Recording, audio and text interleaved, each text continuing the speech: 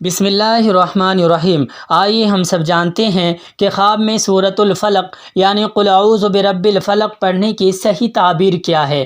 حضرت ابن سیرین رحمۃ اللہ علیہ نے فرمایا ہے کہ اگر خواب میں دیکھے کہ سورۃ الفلق یعنی قل اعوذ برب الفلق پوری سورہ پڑھتا ہے، دلیل ہے کہ اس پر جادو کا اثر نہیں ہوگا، یعنی آپ پر کوئی جادو کرے گا تو آپ پر جادوگر کا جادو کام نہیں کرے گا۔